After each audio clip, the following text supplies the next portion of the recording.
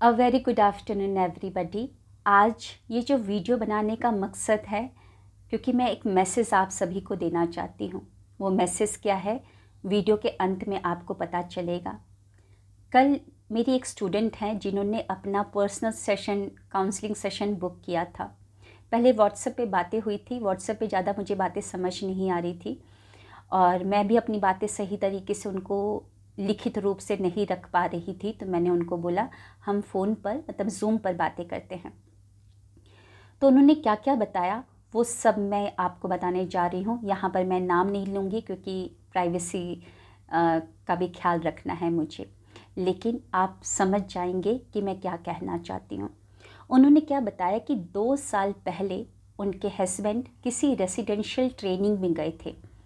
कोई business training होगा, तो उस बिज़नेस ट्रेनिंग में इनको मतलब उनके हस्बैंड को पास्ट लाइफ रिग्रेशन के बारे में बताया गया था और कुछ पेपर पे लिखा हुआ दे दिया था, कुछ श्लोक वगैरह, और पास्ट लाइफ रिग्रेशन के बारे में सिखाया गया। उनके हस्बैंड का भी पास्ट लाइफ रिग्रेशन हुआ था उस समय। उनके हस्बैंड ने अपने पास्ट लाइफ रिग्रेशन में देखा कि वो वेद व्यास के शिष्य हैं। इस तरीके से अपने आप को मतलब बहुत बड़ा देखा। तो मैंने उनसे पूछा कि अच्छा ऐसी बात है? तो उन्होंने एक बात मेरे को बोला कि मैडम मेरे हस्बैंड ना पहले ये सारे कुछ वीडियोस देखते थे, वेद व्यास का हो गया, फिर गीता, ये सब देखते थे। तो सही बात है, जब आप अपने दिमाग को जो खुराक देते हो ना, लास्ट खुराक जो देते हो, आपका दिमाग वही दिखाता है। दिमाग तो ऑटोमेटिक थॉट्स को, विजुअल को दिखाता है जो उसके अंदर हमने भरा हुआ है। तो जब उनका पास्ट लाइफ रिग्रेशन हुआ तो उन्होंने अपने आप को वेद व्यास बताया, उसके शिष्य बताया, पता नहीं क्या बताया, अपने आप को सुपीरियर दिखाया। तो चलो वहाँ से वो सीख कर आ गए उनके हस्बैंड। अब सबसे पहले ट्राई किस पे करेंगे? वो कुछ पेपर पे लिखा हुआ था, कुछ सबको पता नहीं क्या क्या लिखा हुआ था। तो अपना ट्राई करने के लिए, अपने हाथों को साफ करने के लिए कोशिश करने के लिए उन्होंने मेरी स्टूडेंट के ऊपर किया। स्टूडेंट को लेटा दिया और कुछ कुछ श्लोक बोले और उसके बाद पास्ट लाइफ में लेके गए। उन्होंने पास्ट लाइफ के बारे में वो बोलती गई, वो पूछते गए कि अब बताओ क्या देख रही हो, अब बताओ क्या देख रही हो, क्या देख रही हो, वो सब करते गए। तो उन्होंने तो पूरा विश्वास के साथ कर लिया। इनके हस्बैंड और मेरी जो स्टूडेंट है, दोनों के बीच में पहले से ही खटपट चल रही थी। अब इनके हस्बैंड को एक मौका मिल गया उस खटपट को और बढ़ाने का। उन्होंने क्या किया कि जो भी पास्ट लाइफ रिग्रेशन के दौरान स्टूडेंट ने बोला था, वो सारी बातें मीटिंग में, यानी कि जो उनका बिजनेस मीटिंग होता था, वहाँ पर शेयर की। अब ये शेयर की, ये कैसे पता चला?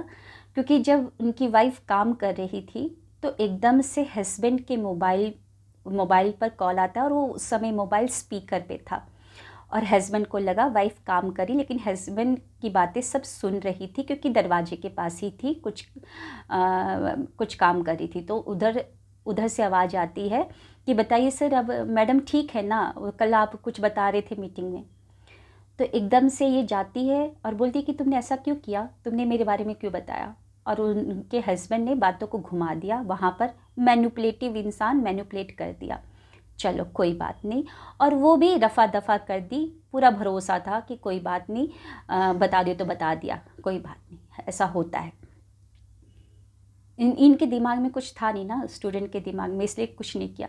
लेकिन हस्बैंड तो चालाकी कर रहे थे। अब क्या किया उन्होंने? एक और बार अटेम्प्ट किया। उन्होंने, हस्बैंड ने बोला कि तुम्हारा पहला वाला जो पास्ट लाइफ रिग्रेशन हुआ था ना, वो कंप्लीट नहीं हुआ है, मुझे और एक और बार करना चाहिए, तो ऐसा करो अभी करते हैं। तो दूसरी बार भी किया। दूसरी बार किया तो और आगे लेके गए, तो पास्ट में लेके गए। मुझे पता नहीं है कितना सत्य है कितना क्या है। तो और भी इनके पास डाटा आ गया हस्बैंड के पास। अब ये डाटा इतने सारे, पहले पास्ट लाइफ रिग्रेशन के, दूसरे पास्ट लाइफ रिग्रेशन के, इनके पास भरपूर डाटा आ गया। अब अपनी वाइफ को बदनाम करने का, अपनी वाइफ को और कंट्रोल करने का। अब क्या किया इनके हस्बैंड ने? सबको बताना शुरू कर दिया। पहले ही खटपट चल रही थी, पहले ही रिलेशनशिप सही नहीं था, लेकिन फिर से करना शुरू कर दिया। अब इनके हस्बैंड ने अपना फिर से करवाया। ऑलरेडी इनके दिमाग में ऑलरेडी इतना कुछ घूम रहा था इनके हस्बैंड के दिमाग में कि वाइफ पहले ऐसी की लास्ट जन्म में ऐसी थी, उस जन्म में ऐसी थी, ऐसा हुआ था, वैसा हुआ था। सब कुछ तो इसके दिमाग में था ही, डाटा इसके पास था ही। अब वही सोच रहा है। जब इसको पास्ट लाइफ में लेके गए तो अब वही थॉट दिमाग दिखा रहा है, वही विजुअल्स दिखा रहा है जो ऑलरेडी इसके दिमाग में भरा हुआ था। तो वहाँ पर उसने देखा कि वाइफ तो एकदम ऐसी है, वैसी है, मेरे को इस जन्म में परेशान की थी, ऐसे की थी, वैसे की थी। अब इसके दिमाग में बहुत कुछ भर चुका था। अब अपनी वाइफ को ये एक गलत नज़र से देखने शुरू कर दिया था। गलत नज़र यहाँ नहीं कि ऐसा समझने लगा था कि मेरी वाइफ विलन है, मुझे इस जन्म में आई है मारने के लिए।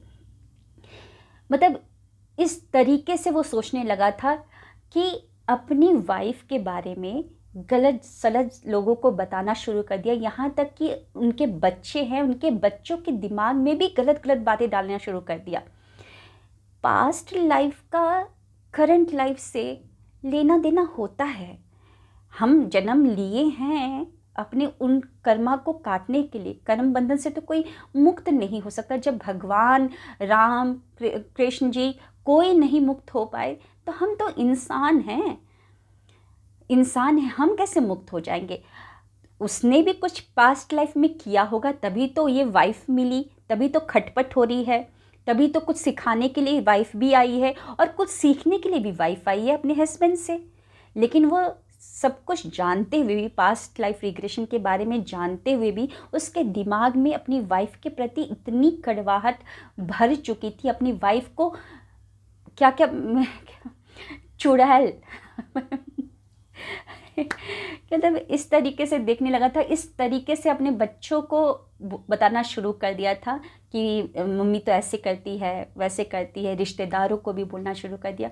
और ये नौबत आ गई कि वाइफ अपने बच्चों को लेकर अलग हो चुकी है। इतना उसको परेशान किया गया, इतना टॉर्चर किया गया, क्योंकि जब भी वाइफ कुछ भी बोलती, जब भी मेरी स्टूडेंट कुछ बोलती, अपनी राय देती, या हस्बैंड को देख रही है कि वो गलत कर रहे हैं, तो वाइफ टोकती। कोई भी नॉर्मली टोकेगा गलत होते हुए तो वो चिल्लाएगा। हाँ, वो बोलेगा कि तुम तो पिछले जन्म में मेरे साथ ऐसा की थी, इस जन्म में भी तू मेरे साथ ऐसा ही करने के लिए आई है। लेकिन इसके दिमाग में कुछ नहीं है, मेरे स्टूडेंट के दिमाग में कुछ नहीं है। लेकिन अब हर बात में अगर वो चिल्ला रही है बच्चों के ऊपर भी, बच्चों के ऊपर चिल्ला रही, मतलब बच्चे कुछ झगड़ा कर रहे हैं या कुछ गलत कर रहे हैं, तो एक माँ चिल्ला के बातें करती, चिल्लाती कि तुम क्या करो, ऐसे करना नहीं चाहिए, वैसे नहीं करना। तो फिर से हाँ, ये तो चिल्लाती ही रहती है, ये तो पिछले जन्म में भी ऐसे ही थी। मतलब हर बात में इस तरीके से रिकनेक्ट करना, तो ज़िंदगी ख़राब कर दी। और अभी वो अलग हो चुकी है। तो मैं यहाँ पर आप लोगों से पूछना चाहती हूँ, क्या ये जो किया सही किया? चलो पास्ट लाइफ रिग्रेशन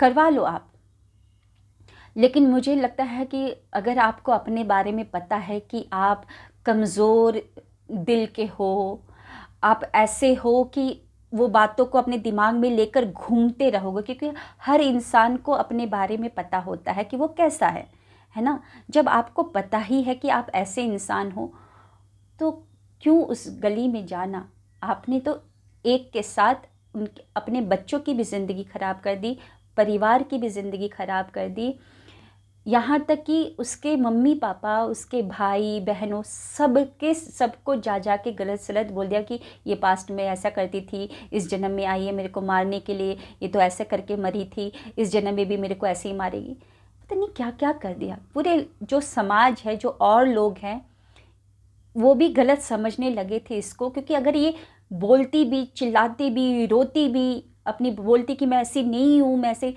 तो लोग इसको गलत समझ रहे थे, मतलब मेरी स्टूडेंट को गलत समझ रहे थे।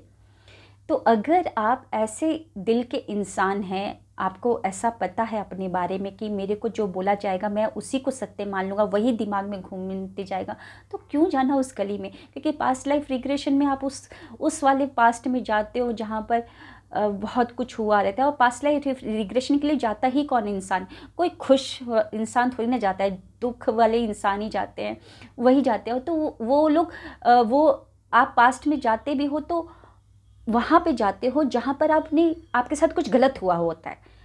जितने भी पास्ट लाइफ रिग्रेशन जिन्होंने भी करवाया, आप उनसे पूछिएगा कि क्या देखा तुमने, अपने आप को खुश देखा? तो वो क्या बोलेंगे कि वहाँ पे मैं बहुत दुखी हुआ था, मुझे बिल्डिंग से गिरा दिया गया था, मेरे ऊपर पत्थर मार दिया था। वो तो गलत जो सीन होता है वही देखते हैं, और वो इतनी प्रबल होती है, इतना इमोशन डाल दिया होता है उस समय जब पास्ट लाइफ रिग्रेशन का प्रोसेस चला होता है कि वही दिमाग में घूमता है, वही शरीर में वही घूम रहा होता है, और कई दिनों तक वही चलते रहता है। इंसान उसको सत्य मान लेता है।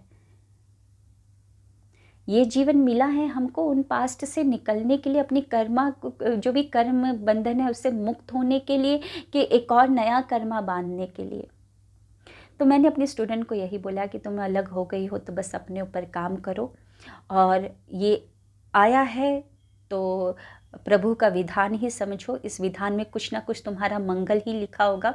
अपने ऊपर काम करो और अपने आप को मजबूत बनाओ।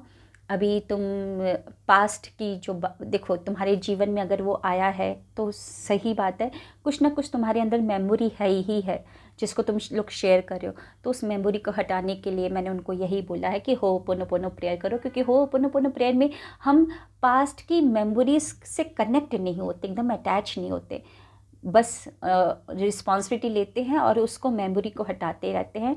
और मैंने यही बोला कि जो प्रेजेंट में है ग्रैटिट्यूड में रहो, क्लास से जुड़े रहो, और हम तुम्हारे ऊपर काम करते हैं। तो इस तरीके से ये कहानी हुई है। और आप मुझे बताइए कि अगर आपके पास ये स्टूडेंट आती जिसके साथ इतना कुछ हुआ है तो आप क्या जवाब देते जब वो आपसे निवारण मांगती कि बताइए मैं अब क्या करूं, कैसे निकालूं अपने आप को इन सारी चीज़ों से? क्योंकि अगर वो कहीं पर भी जाएगी, किसी को भी बताएगी, क्योंकि वो इंसान अभी भी नहीं रुका है, वो सब जगह बता रहे फिर है कि हाँ देखा ना, ये अलग हो गई, इसलिए अलग हो गई क्योंकि पहले भी ऐसा ही की थी, मेरे को तड़पाने के लिए ये आई है, मुझे जलाने के लिए आई है, मुझे मारने के लिए आई है। अभी भी वो इंसान लगा हुआ है। तो किसको क्या समझाना? चुपचाप अपना यही प्रभु का विधान समझना है, और इस विधान में कुछ ना कुछ मंगल लिखा हुआ है, कुछ ना कुछ सीख लिखी हुई है। सीख यही लिखी हुई कि अपने आप को पहचानना है, अपनी उन सारी मेमोरीज़ को हटाना है। तो अगर आप रहते तो क्या जवाब देते, बताइएगा ज़रूर। Thank you.